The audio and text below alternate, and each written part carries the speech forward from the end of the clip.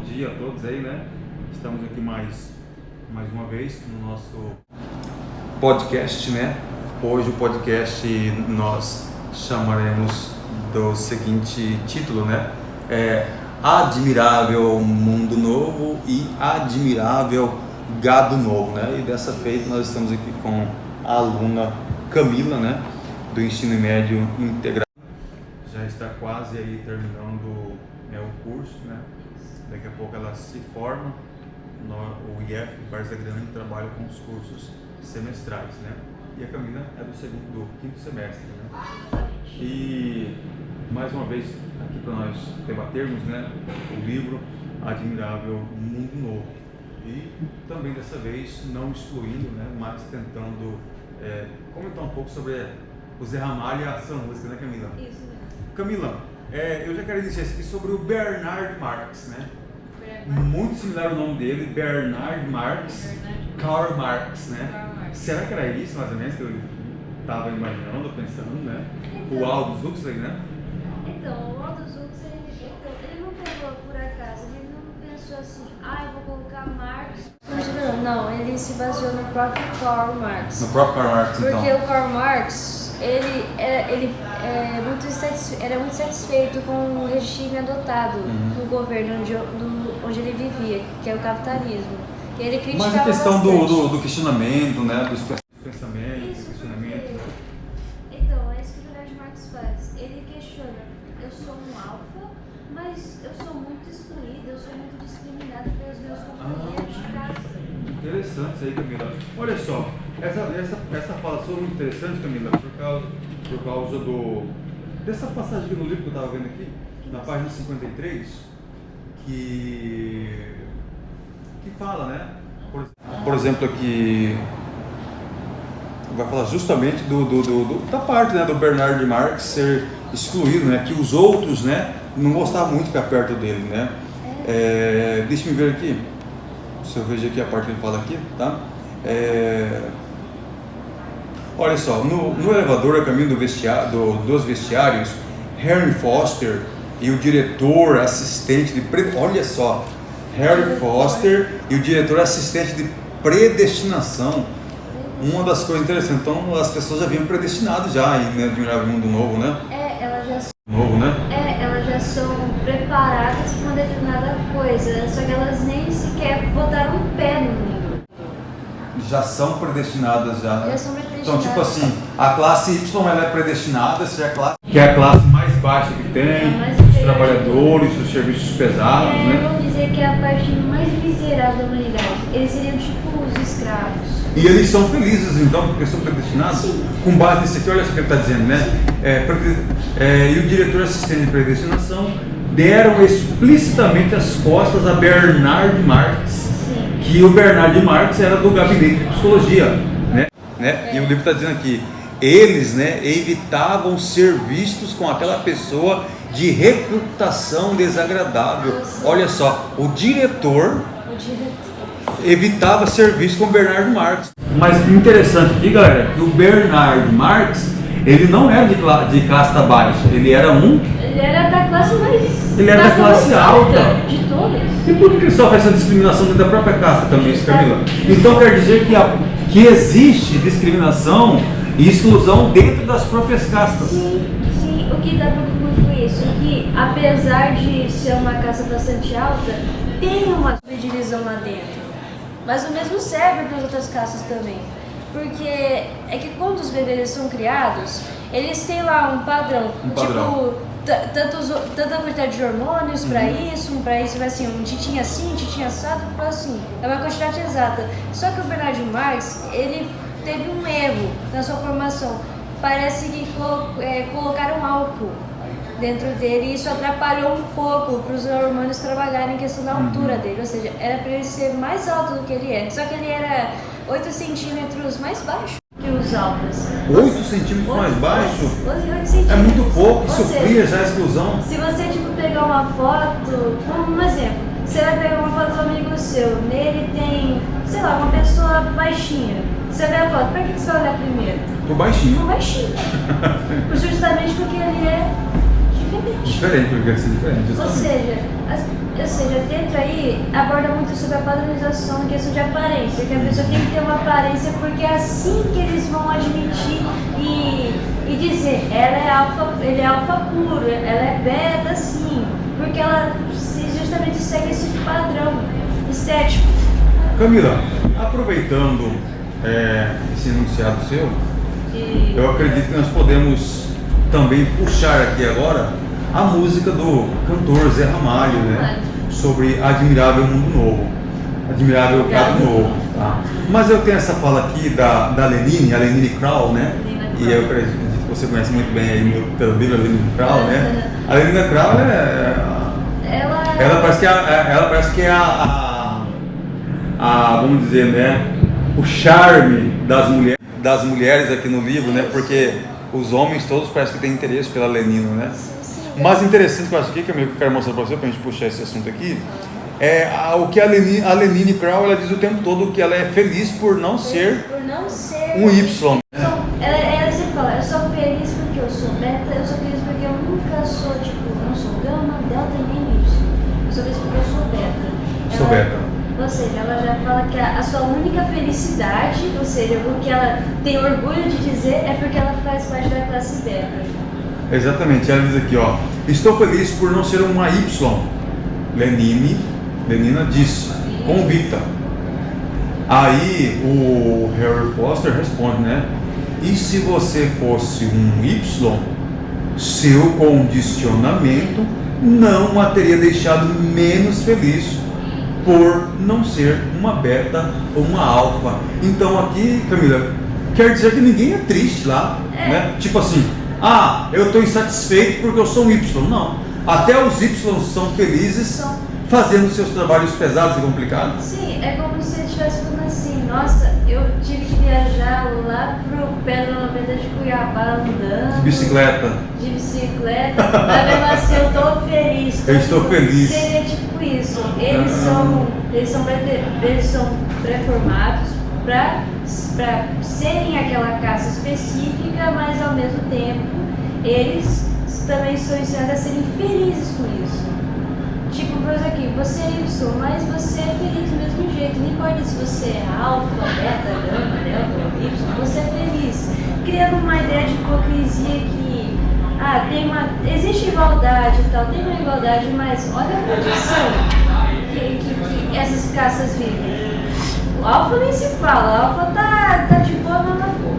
Agora o Y, nossa, é uma parte muito pobre, é uma sociedade. As pessoas vêm aqui e elas às vezes perguntam, como é que eles são felizes assim? E aí, Camila, depois o Lucas pode até mostrar para nós aí, né? Que o aluno Lucas também do curso de DCC, terminando aí o ensino médio também, né? Não aparece aqui, mas é o nosso responsável aqui pela gravação, né? O nosso editor, o nosso que comanda aqui, né? Mas aqui, Camila, eu me lembro agora então, puxando sobre a música Admirável Gado Novo, porque no clipe, depois o Lucas pode até mostrar para nós aí, né? No clipe o Zé Ramalho começa dizendo, né, que o Admirável Gado Novo, esse é o nosso Brasil, né? O Admirável Gado Novo, né? E partes da música onde ele vai dizer povo marcado, povo feliz, né? Aquela parte,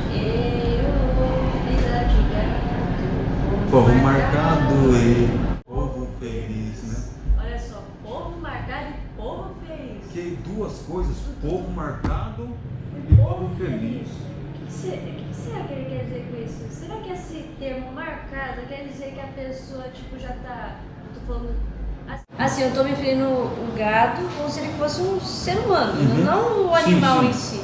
Será que ele tá querendo dizer que a pessoa já tá marcada para ter já um destino? Esse predestino? O predestino, que nem o livro está dizendo aqui? Que nem o livro está dizendo? Aí, apesar de ele ter um predestino, tipo, como se fosse um trágico, vai ser uma felicidade para ele? Talvez seja isso que quiser. Mas eu fico perguntando, Camila, não sei qual é a sua interpretação também. Povo marcado e povo feliz. Que felicidade é essa desse povo? Porque nós vimos no podcast anterior, né? Você e a Thalita Kerr mostrando a pirâmide que o IBGE fez, né? Que a gente se baseou nesse sistema de casas. E a gente criou tipo uma fusão. A gente queria falar quais classes que tem aqui no Brasil do IBGE, como se fosse tipo essa versão do sistema de classes ordinário do novo em versão IBGE. Pois é, porque então nós até comentamos, né, a nossa análise aqui, a nossa visão, que no Brasil nós também somos classificados por castas, né, de acordo com a pirâmide que o IBGE fez, né? E pelo que a Karen ela disse, essa segregação de classe está por renda. Por renda. Quanto que cada Por renda pessoa per capita recebe. familiar. Esse é exatamente, eu me lembro agora. A pirâmide foi feita pela renda, né? Pela renda e não pelo que as pessoas têm, né? Tipo geladeira, carro, moto, né? Quantas televisões tem em casa, computador, tudo bem. Então, assim, mas continuando, Camila, né?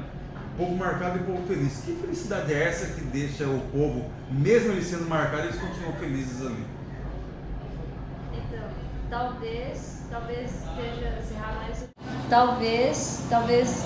Serra mais esteja falando um pouco sobre o livro, que as pessoas são pré-formadas, elas já são preparadas para uma determinada coisa, eles não deixam elas escolherem, eles falam, não, você vai fazer isso aqui agora, você vai fazer isso aqui depois. O que dá a entender é que você está marcado por uma coisa específica. Predestinado, está predestinado. Ou seja, ele está tipo falando que a pessoa não tem que ter tipo, como pode dizer, ela já uma insatisfação. não pode ter uma insatisfação. A pessoa também manipula, não, isso aqui é bom para você, isso vai ser feliz para você, esse é seu futuro. Ou seja, não é a pessoa que cria sua jornada, uma pessoa por trás já cria essa jornada. Mas será você. que isso também não vem de uma ideologia? Uma ideologia que vai passando de pai para filho, por exemplo, o filho às vezes sonha de fazer uma faculdade de medicina, vai dizer, meu filho, não é para você. Pode ser esses casos, tipo, minha família inteira. Não só o pai, mas às vezes a própria sociedade, os amigos, claro, dizem, né? Você fazer medicina, você cursar medicina, isso não é pra você, você não tem condições, entendeu? Olha pra você. Olha pra você, né? Olha pra você. Você quase não tem nem pão pra comer. Então, você quer ser médico? Então. A ideologia mantendo o sujeito na própria casta ali, né? Pra nunca ser dali. Mas também pode ter esse caso na própria família. Por exemplo, minha família é inteira de médicos. Sim. Aí chega no caso da família e fala, eu quero ser arquiteto, por exemplo. A família vai olhar para ele e vai ficar, meu filho, você é advogado? Não, filho, você tem que ser arquiteto, você tem que seguir a tradição da família. Ou seja, isso pode estar dentro da própria família. A família acha que pela felicidade do próprio filho, que ele tem que ser uma coisa que ela quer, ou seja, o interesse por trás. Sim. Então, Camila, aqui nós entendemos o seguinte, que assim como o Aldous Huxley trata aqui da questão das castas, né? Então, é interessante essa questão do povo marcado, povo feliz, que é o que o livro está dizendo também. Cada um dentro da sua casta, ele é feliz. Foi o que o Harry Foster responde para a Lelina Krall, né? E se você fosse um Y, o seu condicionamento não a teria deixado menos feliz por não ser uma beta. Ou seja, em outras palavras, por mais que você seja de uma casta inferior, você seria feliz do mesmo jeito. Você é pobre, você é feliz, porque você é um pobre honrado. É os estudos que a gente vê, né? Olha que interessante, né? Camila, mas ainda sobre a música, é interessante que o Aldous Huxley, né? Ele escreve essa distopia dele aqui, né? E a gente sabe que é algo para o futuro, né? No futuro, né? É ele falando que no futuro a gente vai estar segregado por esse sistema. Mas eu andei dando uma pesquisada e eu tô.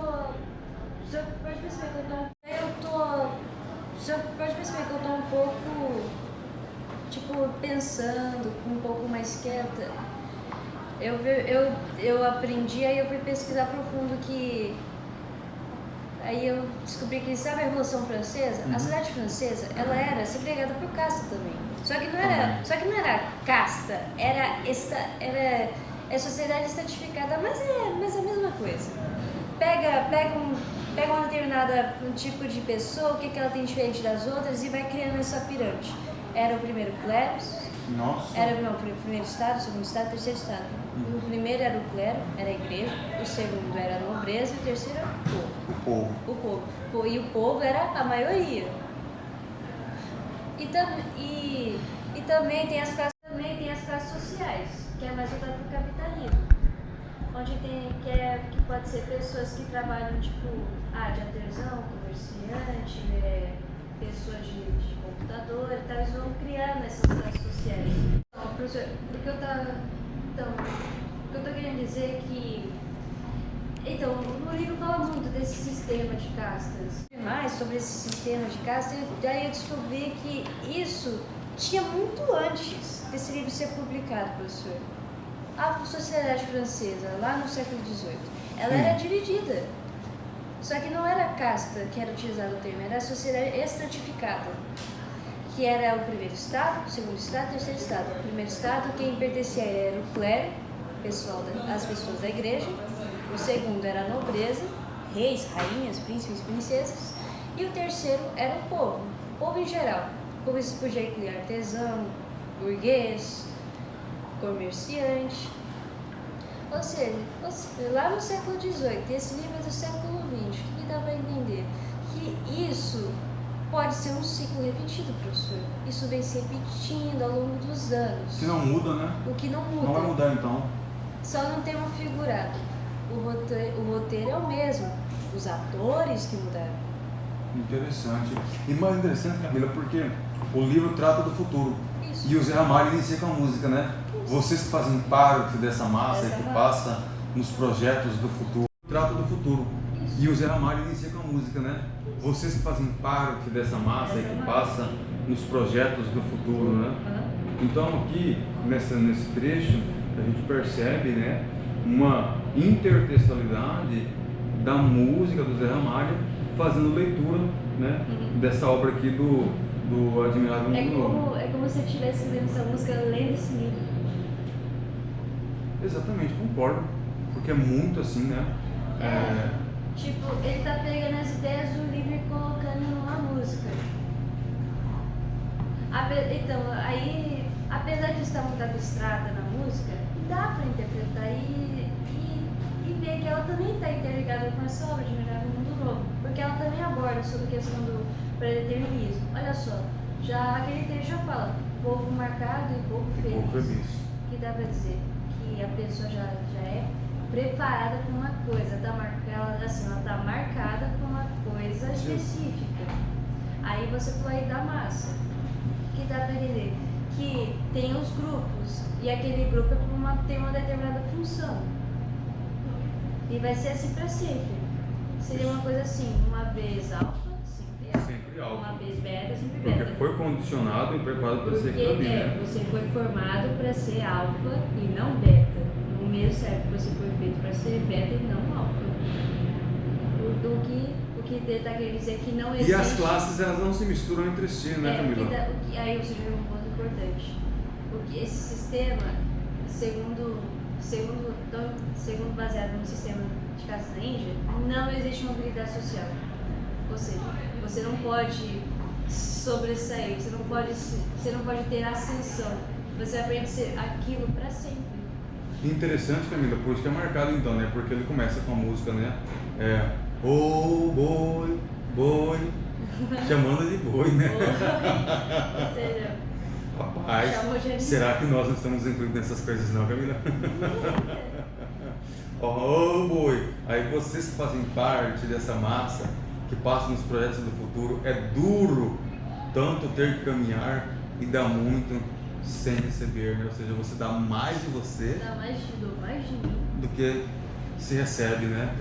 Mas quando eu vejo esse trecho aqui, eu lembro do Mundo Novo, de Mundo Novo, na questão dos Y. Eu quero preparar para trabalhar nos serviços pesados, subir em lugares extremamente altos, né? E descer também em lugares extremamente baixos, e principalmente lugares com odores que, né? Caatinga, mais essas coisas assim. É que eu tinha falado, apesar de tanta miséria, de tanta crueldade que eles passam, eles são felizes.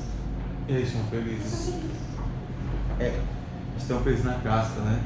Eu tava lendo, quando eu cheguei na parte como que era a vida dos Y, eu tava falando, como é que essas pessoas são felizes assim? Elas não merecem isso. Olha o que elas sofrem pra conseguir descansar, pra ter o que comer, gente. Tem outro trecho da música que eu acho muito interessante com a leitura do livro. Lá na terceira estrofe, quando diz assim, né? Lá fora faz um tempo confortável, a vigilância cuida do normal. Admirável mundo novo, tudo é normal. Tudo é normal. Nada pode fazer parte da normalidade. Tudo é perfeito. Você não pode se entristecer, você não pode chorar. Não pode chorar. Qualquer coisa você tem que, né?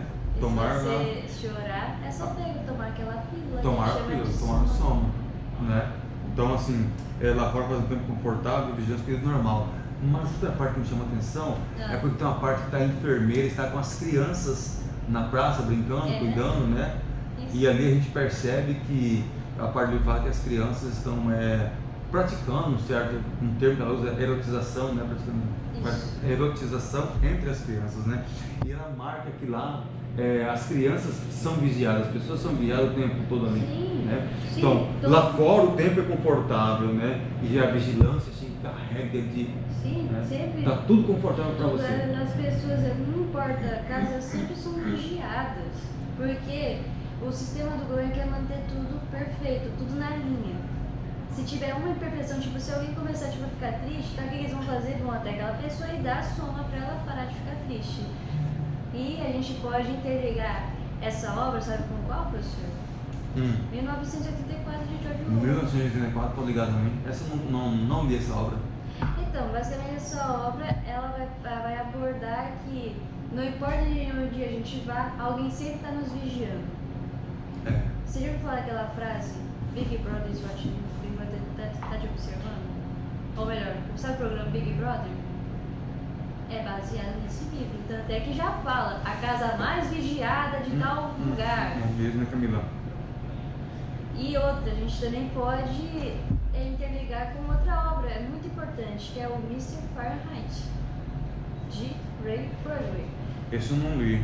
Que é também uma distopia, ambas são distopias, like eu falei. Aí do Mr. Fahrenheit é que a sociedade, ela tá proibida de ler livros, ou seja, elas não podem ter um pensamento crítico, não pode nem pegar, se um bombeiro viesse você com um livro na mão, ele ao invés de te ajudar, ele queimaria a sua casa. Interessante que até a leitura é controlada pelo Foster, né? Sim. Porque o livro diz que ele tem no seu armário guardado vários livros. Sim. Cita a Bíblia, cita o Alcorão, vários outros livros, ele né? fala que tudo é perfeito, tudo é perfeito. Porém, é como a Kerr tinha falado, ele depende de outras ideologias, de outras pessoas que escreveram isso muito antes deles.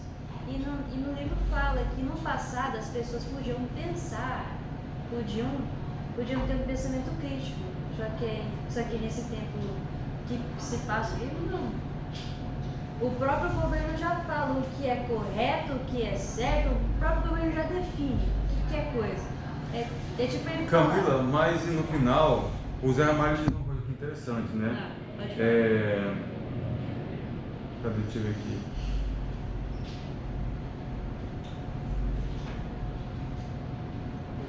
Sobre a engrenagem, né? A engrenagem que tá trabalhando. Ó, achei aqui, ó. É duro ter que demonstrar sua coragem à margem do que possa acontecer e ver que toda essa engrenagem já sente a ferrugem se comer. Ou seja, o que ele está querendo dizer? Que apesar de tudo parecer tipo perfeito, ele está falando que tem uma coisa sombria por trás.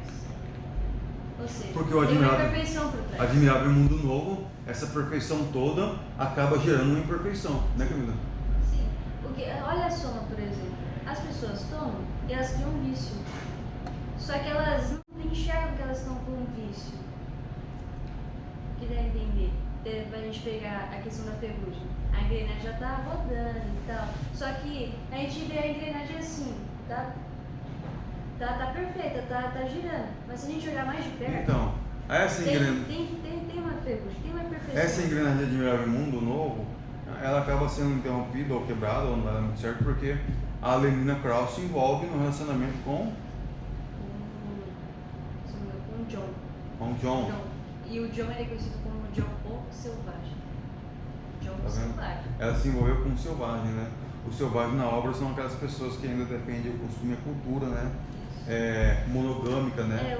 O um marido, uma esposa, criando os filhos, e eles vivem fora da cidade, são chamados selvagens. Elas têm crenças que para a sociedade de Admirável Mundo Novo, dessa mundial, é visto como uma coisa primitiva. Uma coisa antiquada. Uhum.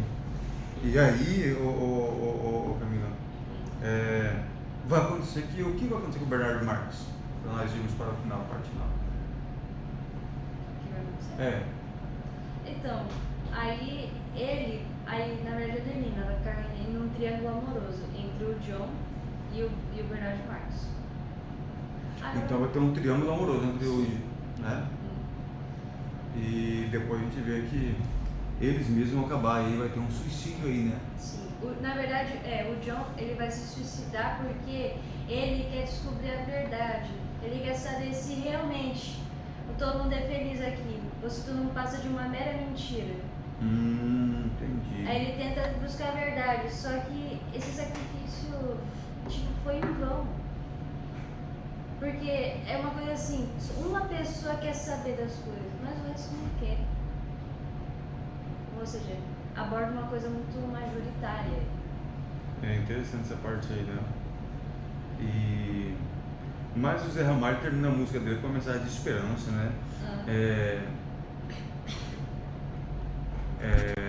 Das coisas mudarem, né? Das coisas falar. mudarem. Deixa eu ver aqui. Acho que nessa parte aqui, né? O povo foge da ignorância e, apesar de viver tão longe e tão perto dela, e sonham com os melhores tempos, né? Ídolos contemplam essa vida numa cela, esperam nova possibilidade de rever esse mundo se acabar. A arca de Noé dirigível não pode flutuar, nem pode flutuar. Então essa parte mesmo que é uma mensagem de esperança, né? E sonham com os melhores tempos, ídolos contemplam essa vinda numa cela. Ou seja, que apesar de saberem que tem uma imperfeição ali, apesar de negar, apesar do governo negar que não exista imperfeição. Pois é. Camila. O John, ele ainda acredita que sim, tudo pode ser melhor, tudo pode ser bom. Camila, já vamos para o término dessa parte aqui. Então, por hoje nós vamos encerrar essa parte aqui da música, né? E o nosso próximo nós faremos de Admirável Gado Novo e Admirável Chico Novo, né? Vamos ver o que a Chico vai. Vamos ver o que o Chico vai falar em relação ao livro aí, né? Então, nosso muito obrigado ao Lucas aí e tá. Esse foi o nosso podcast. Muito obrigada, pessoal.